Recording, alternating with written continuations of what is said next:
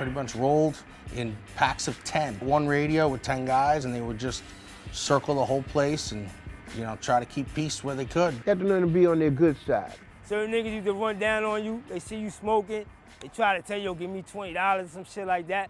But you give them that shit and get the fuck out of here. You smoking all night. I mean, that was our hustle. We used to tax dudes, yo, you want to smoke weed in that corner, you know, you gotta pay for that. It was a lot of security in there that overdid their job sometimes, but overall, it was cool. As soon as a fight broke out, you might get 2, 3 hits. They were coming in a line, and if you wasn't looking when that line came, it was gonna run you over. They beat you up first, and then they ask questions later. They would just hem people up, have you out the door. They'll lift you straight the fuck up. They wouldn't throw you out, they'd bounce you out. They love knocking niggas out, yo. They loved it. You know, we had to put our paws on niggas. That was part of the game. If one got into a fight, you better believe you was getting your ass whipped by that whole side of the tunnel. That was a place where you come and you know you couldn't act up, because you act up, you going out one way or another. I seen dudes 7 foot tall, 500 pounds, go to my boss, talk about, yo, you can keep that bread for the night. I can't have no parts of this. I'm out of here, because they were soft like that. Nowadays, you can take a test, and anybody can get certified. You couldn't get certified in that building taking that type of test. There's only one test you had to pass up in that building. Certification, hands-on. It could be a fight amongst 20 people. Security's gonna get in that fight. You just see giants coming everywhere, every angle. And some of them motherfuckers had guns. The leader of the pack behind Sterling, because he was the head security, he would have a 4-pound out. And then on the way out, they gonna rough you up and break you up and rob you and take your chain and your money and your ID and then toss you off these 4 steps. They was quick fast to catch you fighting or drunk. Once you drunk, that was straight payday. So when they throw you out, your wallet gone, everything gone. Your motherfucking coat gone, be wintertime, nigga, you freezing, fucked up, drunk. They took my coat, they told me, what you talking about? You had your shit. Absolutely. And if you and you know what's crazy about tunnel security now? If you see them same dudes and interview them, they would tell you that they used to rob niggas back in the day. 100%. 100%. Were people getting robbed at the tunnel by security? Allegedly.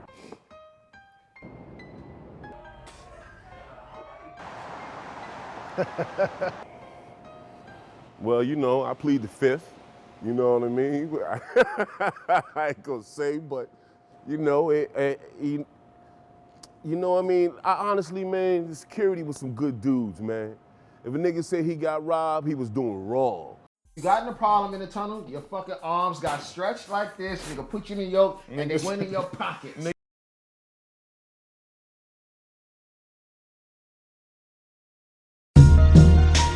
Choke, no joke. Yeah. It's choke, no joke. Let's go. Choke, no joke. Chicken choke, no joke. Choke, no joke. Niggas choke, no joke. What up, y'all? Welcome back to Truth Be Told, all day, every day, with your boy Choke No Joke. This is episode 2019-1, all right? This is my first show, so being that this is my first show, I'm gonna give y'all my backstory, all right? So y'all, for those who don't know nothing about me, I'm sure many of y'all do know, but for those who don't know anything about me, I'm gonna break it all down, all right? My original name is Arthur D. Alston III, all right? I'm the third, I'm not a junior, I'm a third, all right? A lot of people ask, you know, where do I get the name Choke No Joke? My first name being Arthur, my nickname is Artie. As a kid, they used to tease me and call me Artie Choke, like the vegetable. That stuck. And then when I became a little older, and got into my coolness, then I became Choke. Then when I started rapping, I added the No Joke, so it was Choke No Joke, and that's where Choke No Joke came from, because that was my rap name first. When I got into the entertainment industry, and originally I started out trying to pursue a rap career, me and one of my homeboys that I grew up with, we had a group, and then I was actually producing for, you know, several people in the projects. My man Inch produced some joints for him. I produced some joints for the Naked Faces, produced joints for myself. And then I started working with other producers on my own stuff once I did the solo thing, like Michelob, a few others, but Michelob is probably the main producer that I ever worked with in the beginning of my career. And then later on. Yo, it's Grego talking, man. Chemical Beats, Choke No Joke. We coming soon, man. And I'm gonna be on everybody's album. Not rhyming wise, but producing wise, you know what I'm saying? I've been in the rap game trying to get a deal for a while. I had a friend of mine named Lionel. He's the one that I know of that created the Bad Boy logo. I had something to do with creating that Bad Boy logo. So I used to go to Bad Boy early on trying to get a record deal, taking my stuff to Lonnie. Lonnie is his nickname, Lionel Fordham. He's from Harlem. The project's right there between 132nd and 135th on 5th Avenue, between 5th and Madison. That is, what's the name of those projects, you know? On what street? Between 132nd and 135th and 5th. Lincoln? That's Lincoln, right? Yeah, Lincoln. I think it's Lincoln Projects. That's where Lionel's from. But, I used to go and take my demos. Our name of our group was Raw Dog. I used to take our demos there. Lonnie used to work for Puff. He used to even live with Puff at that time. This is when the Uptown offices, when Puff was working for Uptown, and the Bad Boy offices was actually inside the Uptown office. They didn't even really have an office. It was just, they had a little cubicle space or whatever, and that's where, Lonnie used to be. I used to go there. So I've been going to Bad Boy before they even was officially Bad Boy, trying to pursue this music thing.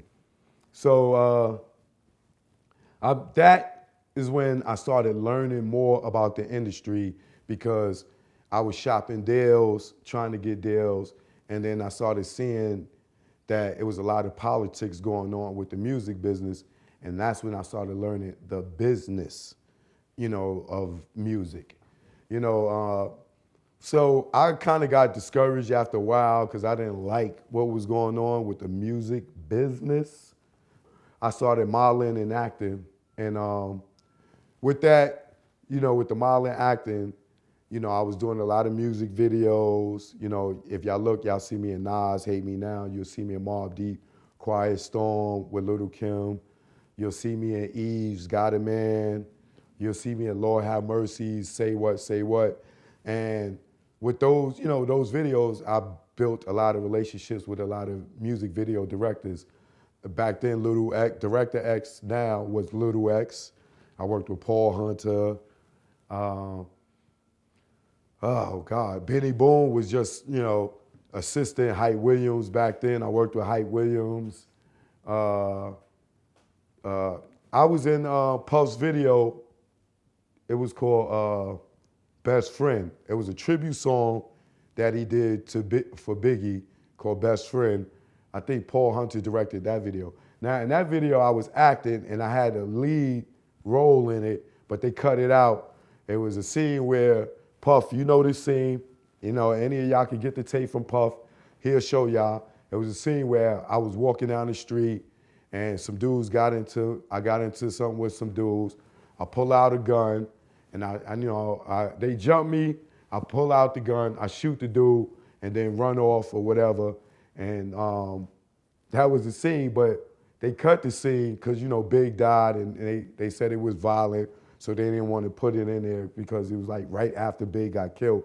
So they never aired that part of the video. But if y'all could get your hands on the tape, somebody got it, y'all look, that probably would have been my big break had they, used it in the video. But the funny thing about that video was, after I did the scene, right? A lot of y'all know I was a street guy before I got into the music industry, and I skipped over that because I don't try not to glorify the street shit. You know what I'm saying? But the funny thing is, after I did the first take of that scene, Wolf was there, who I knew Wolf because Wolf was from the Valley. Either one in the Valley, sometimes we have friendships, sometimes we have rivals, but I know a lot of dudes from the Valley. Actually, if y'all didn't know, Kid from Kid and Play is actually from the Valley. And his name, his original name, I think, was Kid Cool Out when he started rapping before he got into Kid and Play. Whole nother other story. After I did the scene, you know, Wolf was standing behind Puff. And God bless the dead, you know, Wolf has passed away. Y'all all know that. Wolf was standing behind Puff. So when I came back and we was gonna reshoot the scene, Puff was like, damn, man, you did that too real and stuff. Like, you know, where you from? You know, I told him where I was from, and he was like, you did that before. And I was like, I just looked at him. I didn't know if it was a trick question or what. I was just like, nah, not me. But, you know, if y'all know me, then y'all know, you know, whatever. But so that, you know, was one of the many music videos. But the thing is with the music videos was I started bringing my camera on the set because I was working with the likes of the Puffs, the Nas, you know, the Mobb Deeps and all these guys. So I would bring a camera on set and I started shooting behind the scenes, you know, of a lot of these music videos. Like in the Hate Me Now stuff, you know, video, I was shooting behind the scenes of that. I actually shot when it was they had a scene where Puff and Nas was doing the scene and they had this tiger on the set. And the tiger got loose or something and I was shooting it and I still got that tape, but I got so many tapes that I can't find. I gotta find it because I don't know what tape is on. But I was filming behind the scenes and I caught that on camera. And the funny thing was, Rich Nice from Trackmasters, from Eden Wall, like he was on the set. Now Rich, I know Rich since I was a little dude. He's from Eden Wall too. Rich went and told security that I was filming. You know what I'm saying? So they came and rolled up on me looking for the camera, but I seen Rich go and snitch and tell them niggas, yo, I was filming because I was watching them go tell. And I seen security looking up like who and shit. Them niggas came up and looked and I hid my camera. And they like, yo, you filming in here? And I'm like, nah, what you talking about? You know what I'm saying? From that day forth, from that day, I knew Rich was a motherfucking sucker. Rich been a sucker ever fucking since. And this nigga's from my projects. You know what I'm saying? I grew up, this nigga, he was probably, I'm not gonna say he was the first one with a record deal, but he was one of a few dudes to get a major record deal. First it was DST, I believe, which is now DXT. DST had won a Grammy for Rocket with Herbie Hancock.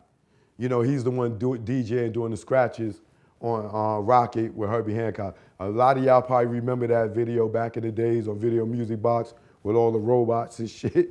You know what I'm saying? That's DST. He's from Eden Wall. He's one of the first people to get a record deal, a major record deal from our projects.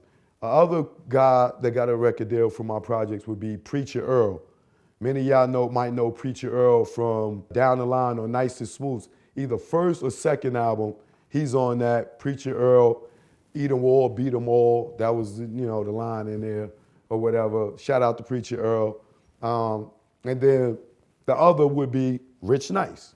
Rich Nice was signed to Motown, and he had his single that he was popular for was called Mr. Goodball or whatever. Kind of was like following Father MC. I don't know if he was before Father MC, but it was that same smooth nigga type of shit, whatever. So I known this nigga forever. He's from my south side of Eden Wall, whatever. So that nigga went, told them niggas that. Sucker nigga ever since. The other sucker shit I ain't gonna talk about yet.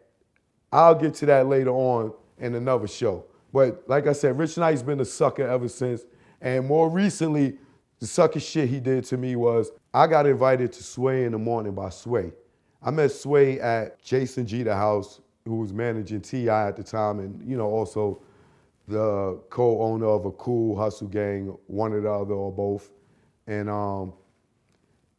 you know, I was doing marketing and promotion for them. So I was with my man Tony Shelman. We went to Jason Jeter house, was kicking in with Sway, and so he like, oh, where are you from Eden Wall? He called Rich and was like, yo, you know Choke? He said he from Eden Wall. He like, oh yeah, he from Eden Wall, blah, blah, blah, blah, blah. All right, Sway like, yo, you gotta come to the show when you come, yo, you got great history, this, that, and the other. Yo, Friday, when you come back to the city, come up to the show. I'm like, all right, cool.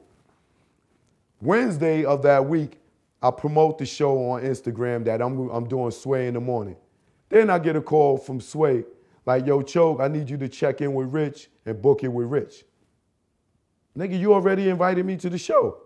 Why do I gotta go through Rich? Rich trying to flex his muscle. Yo, tell that nigga go through me. I call Rich, he don't pick up the phone. I get my publicist to call Rich.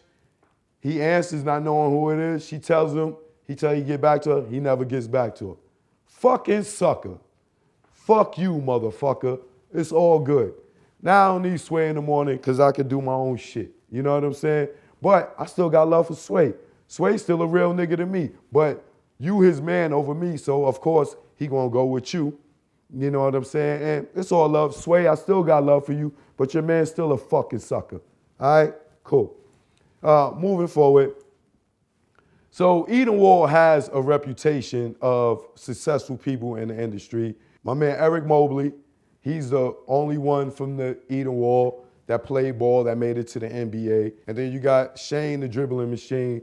He played in Rucker and then went on to N1. So like I said, you know, Eden Wall has this, you know, people that has been successful in what they do. And when it comes to the camera thing, producing, directing, I'm that guy from Eden Wall that's known for it. And now we have a new baby in the industry, Dream Doll.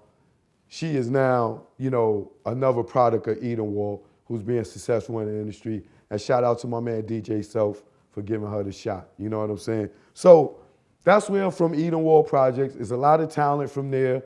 You know what I'm saying? It's a lot of talent from Eden Wall that's doing things now. Y'all look out for them. Now that I'm in the industry and I'm doing this camera thing and I'm doing this modeling and acting thing, I start hanging out at the tunnel. So a lot of y'all know me from the tunnel. When I started shooting, you know, behind the scenes stuff, one day I just snuck my camera into the tunnel. How I did that, there's this guy named Alston Taylor. Y'all know him as Funkmaster Flex. Fuck man, y'all ain't ready. Y'all ain't fucking ready. New York City, you wanna wild out right now? This is the first time this shit's spinning in the tunnel. You wanna wild out right now, make some goddamn noise. I've known Funkmaster Flex since I was 8 years old. 8 years old, all right? I'm from Eden Wall Project. Flex is 2 avenues up, Bronxwood Avenue, but he was from, believe, 227th Street, maybe 228th, between 227 and 228th. But my uncle lived on 229th, and my uncle was married to a woman that had a nephew by the name of Ben.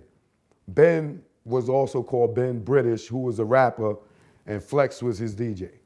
Ben was in the entertainment industry. Ben used to hang with a dude, I can't think of his name right now, but this dude used to always be with Russell Simmons, and he was in the in crowd, right? So he would always come around, hang around with Ben and whatever. Flex and them used to always see Ben with this dude. One day, Ben introduced Flex to the guy. Flex started hanging out with the guy. Next thing you know, Flex is pulling up with the guy. And now he's hanging with him, and he cuts Ben off. Now, this is how Flex got into the industry. Flex got next to this dude got him next to other dude, Chuck Chill Out, so on and so forth. Next thing you know, Flex is in the industry, whatever. Flex became who he is. So I've been around Flex since I was 8 years old. He's seen me grow up. He knows me. He knows my Uncle Spider. You know what I'm saying? He knows my family. The first time I went into the tunnel, I got in by helping Flex take his crates in. And, you know, by taking Flex crates in, I snuck my camera and through that way because the guys didn't search me because I was helping Flex. When I got in there, that very first night, I had my Sony 8mm camera, which was actually my sister's camera. She gave it to me. And I shot Jay-Z in there. That's when the Hard Knock Life was out. The Hard Knock Life was a big song at that time. I took the camera in there, Jay-Z performed, and I was waiting for him to perform at the stage, but we hear his voice, and when you hear his voice, you know, everybody's standing there and they like, where he at? We turn around, look, Jay's at the booth. Now I was set up, nice and sturdy, dope shot to catch the Jay performing, but now he over in the booth. So everybody turned around, and everybody that was in the back was now in the front, and everybody that was in the front was now in the back. So, you know, I tried to make my way as close as I could get, and that night screwed me up because I was positioned with a steady shot, and now I didn't have a steady shot, but I filmed as much as I can. You know, Jay's performed that night, Bleak performed, Ja Rule, Beans was there, Dane was there, a couple of other groups they probably was working with that never made it. But that was my first experience in the tunnel filming. It was these dudes that I knew that they had a public access show, you know what I'm saying, called Street Phone TV. I got down with them, you know what I'm saying, and I'm like, yo, put the ball in my court, let me run with it, because you know, I'm ill with it, and y'all got day jobs, and this is what I do full time. You know what I'm saying? So they do that, you know. So now, you know, I'm doing, it's like hundreds of shows later. What you say? Yeah, come on. You know, every week I'm in the tunnel from about 95 to 2001 when it closed. Every Sunday filming there. And what I didn't know back then that I know now, that was marketing, video marketing and promotion for a lot of artists. You know what I'm saying? The show went from, you know, being in the 5 boroughs in New York to, I got it in Toronto, Atlanta, Detroit, LA, and Santa Monica on public access. And so now people all over is starting to see the tunnel. They starting to like see what it's like to be in there, and it's bringing people from different states. Next Sunday, Missy Elliott Platinum Party, nigga. It's Queens in this motherfucker tonight. It's Brooklyn in this motherfucker tonight. Uptown, Harlem on the BX. Shout to all my Jersey niggas in this bitch. Long Island, Staten Island, all the out-of-town niggas making fucking money right up and down 95. You know what I mean? Whose house was it tonight? Whose house? Whose house? Whose house? Whose house? And not to mention that we would put out VHS copies of the shows to promote it, you know, promo copies, and some of them copies even, you know, started getting shipped and sold into Japan, because now dudes from Japan was coming to the tunnel. I met dudes that lived in Kentucky that drove all the way to the tunnel, partied that night, and drove all the way back to Kentucky. We were getting Flex and all these guys a lot of publicity. And like I said, we didn't even know back then that was video marketing and promotion.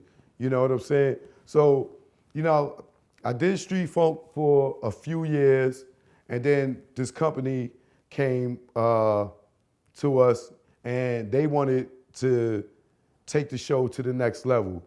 So they came to us, they approached us, they asked us, you know, to do a deal. At the time, the Street Funk dude, he wanted more than what they were willing to give. You know what I'm saying? So they came to me directly and was like, you know, Choke, since you've doing everything by yourself, why don't you just take this deal solo and, you know, and do it. You doing everything on your own. So I'm like, let me talk to them and let me see if we could work this out or whatever. You know, what they was offering us was decent. You know what I'm saying? It was like a van with a rack, what nobody had back then, in the 90s, early 90s, like mid 90s. Some bread, our own studio, you know what I'm saying? Everything, equipment, everything. This dude wanted millions. They didn't have millions. They wasn't willing to give up millions.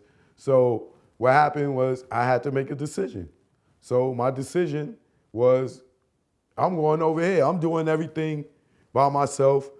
For the 5-6 years that I did Street Funk, or whatever, how many years it was, I never got a dime for producing and directing my shows. And like I said, I did hundreds, you know what I'm saying? And it was all for a hobby. It was a hobby to me at that time. But like I said, I never got paid for it. So with these people coming and they willing to give us money, and this dude don't want to do it, you know what I'm saying? Because he want X amount of dollars, which I felt he was asking for too much too. I had to make a decision. So I went and I did the deal with them. I got my own show called the Live Music Channel, which was called LMC Hip Hop. And we also did rock, because, you know, back then I was filming dudes like the Flaming Lips when they began, and, you know, artists like that for those who know rock. What I did was, when I did get the show though, I did keep the same crew. Mr. Excitement was still a host. My friend Chara Moore, who I met on the set of Onyx React video when I was still modeling and acting. You know what I'm saying? Represent California, currently in BK. I'm up here trying to do my thing, you know what I'm saying? Be exposed. It's not working out too well because I don't think I'm gonna get in. But that, as soon as this is over, you know what I'm saying? I'm gonna give me some Onyx and see what happens from there. You know what I'm saying? I'm just playing. I'm not a groupie. I don't fuck with celebrities. Ooh, and this is my girl. What's up? How you doing? We all representing girls. Putting Brooklyn on the map. No, Brooklyn on the map. Brooklyn. Uptown. Brooklyn's finest. BK. Brooklyn's finest. Representing Queens. Not Brooklyn. But strictly Brooklyn's West Coast. Brooklyn's. She had a nice, funny personality. Plus, she was beautiful. So she became my host. You know what I'm saying? So it was her and Mr. Excitement. Look out your freedom. Rough Riders right now is a better chance for y'all right now anyway. You know, y'all really the group that make that whole thing go. I know DMX doing his thing, but really it's about the LOX right now, you know what I'm saying? No doubt. You know, we just had to go on the streets. Like, we had to keep it in the street, campaign, get the Let the Locks Go t-shirts and all that. Because the other way wasn't working with the lawyers and the paperwork. So, you know, we had to bring it to the streets. That's why we named this album, We Are the Streets. I was producing and directing the show. My man Dean Raimondo, he was still editing the show. And, you know, the show did great. And the Live Music Channel hip hop show was on in 6 cities on Fox and the WB. It was on in LA, Detroit, Chicago, San Francisco, Boston, and New York. The highest rated show I got was a 2.6 on the Nielsen ratings, which is 2.5 million plus viewers. And that was with my Dr. Dre and Snoop show at the Tunnel, which was a 5-camera live shoot that I produced it and directed. So many of y'all see it on YouTube and everything like that. Yeah, that's me. So all those shows y'all see, you know, most of those I produced and directed. You know what I'm saying? So the good thing about the Snoop and Dr. Dre show was the company took that and they showed it to investors. Like, you know, we trying to start this channel, and was able to raise $10 million from that show. So the show that I produced it and directed with Dr. Dre and Snoop raised $10 million for this company that I was dealing with, which I was a partner. I wasn't no worker, they made me a partner. I had stock options and everything in this company. I was a partner. And these guys wasn't black, they were Jewish. You know, shout out to John Lowe and all of them, you know what I'm saying? A lot of y'all think that, you know, or say that, you know, Jewish people take advantage of us. These guys was completely fair with me, and I got Jewish friends that are still fair with me. Like, shout out to my man Sean Ullman from Phil Rich, you know what I'm saying? But moving forward, the reason I left, you know, Live Music Channel is because the money that we raised, eventually it ran out. And one day I went in the office and I had my daughter Ashley with me, and they called me in the office and they like, yo, the money's gone. We can't, you can't take a salary no more to shoot, you know, because we don't have no money. I'm like, all right, cool. So I can still use the equipment, right? And they like, only if we got the rights to whatever you shoot. And I'm like, no, y'all can't get the rights to whatever I shoot. Y'all don't get me in a tunnel. Y'all don't get me in Float and, Envy and all these other places that I have access to, or to interview any of these hip hop dudes. Y'all don't know any of them. Y'all, it's all on my merit and my relationships. So why should I have to give y'all or share the rights to the stuff that I go and shoot and y'all not giving me no money for it? No, I'm not doing it. So that day I severed my ties. They took their content, I took my content, I went on my way. And I had to figure it out. I had my daughter there. I walked out the office, I looked and I see my daughter and I'm like, I'm not going to share no rights with these people and I got to feed this girl and they don't even know none of the people I know. Like, it's crazy. Nah, I'm not doing that. So I left there and what I did was I started releasing my Tunnel content on VHS. So I did 3 titles, Tunnel 2000, Tunnel 2001, and T3. And then the format changed to DVD.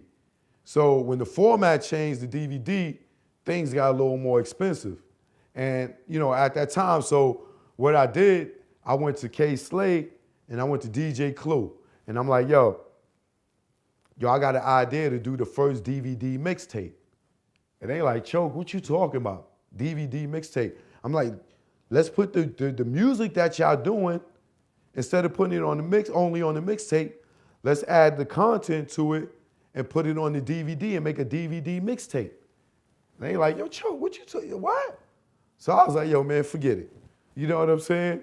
So what I did was at that time, my man Jamie O, he had some cake, you know what I'm saying? He was still getting money out there. And I wasn't gonna go back to the streets to raise the money to do this. So I went to him and I'm like, yo, Jamie, I need some bread. He like, yo, how much you need? It was a couple of stacks and stuff at the time. And he was like, yo, all right, I'll lend it to you. He drew up a contract. I looked at the contract. He had a little bullshit in there. I'm like, take that out. You know what I'm saying? He took it out. You know what I'm saying? I signed the contract.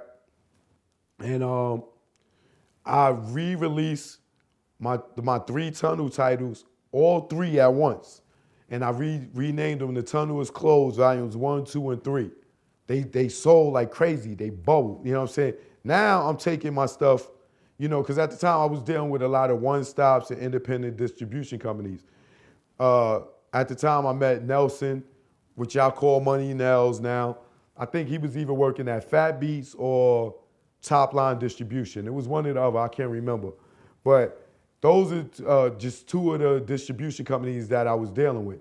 I would sell them a box of DVDs at $10 a piece with 100 in the box for $1,000. I would go and get these joints pressed up myself through a company in North Carolina. I had to create these masters, and then from these masters, they were able to duplicate the DVDs, and you had to do a minimum of 10,000. You know what I'm saying? So I would have 10,000 of each title, and then I would sell them, like I said, $1,000 a box. You know what I'm saying? And it only cost me probably about, with the artwork and everything, maybe $2 to $3, all packaged up and everything. By the time I dropped it off to the store, I probably paid $2, $3 wholesale to get it done, and then I sold them for $10. So I was making like a $7 profit, and then I'll just sell the whole box like for $1,000. So I was making $700 a box. You know what I'm saying? And I was getting 10 boxes for each title at a time. So I would drive from New York to LA, and I would stop at all the one-stops and distribution companies and sell them wholesale. And that's how I made my name across the country. And that's how many of y'all who have my DVDs and VHSs and aren't from New York got it. You know what I'm saying? So that's how my name became, across the nation before there was a YouTube. Because a lot of y'all come up to me and tell me y'all grew up on me on YouTube, but a lot of people knew about me before YouTube. So after releasing those 3 titles on DVD, I gave Jamie O back his money. I was up took profits, and I went and pressed up Tunnel Is Closed Volume 4, which was the best of Jay-Z. What the fuck is, hey, I ain't even gonna talk right now. Let's take them back for a second, Scratch. Now, when I did that, I wanted to put trailers on it. At this time, Rockefeller had Paper Soldiers coming out on DVD. Backstage was coming out on DVD. And then I think they had a trailer for Paid in Full, which is getting ready to be released in theaters. So at that time, one of my friends that I was acting with at the time named Emmanuel was working at Rockefeller in video productions.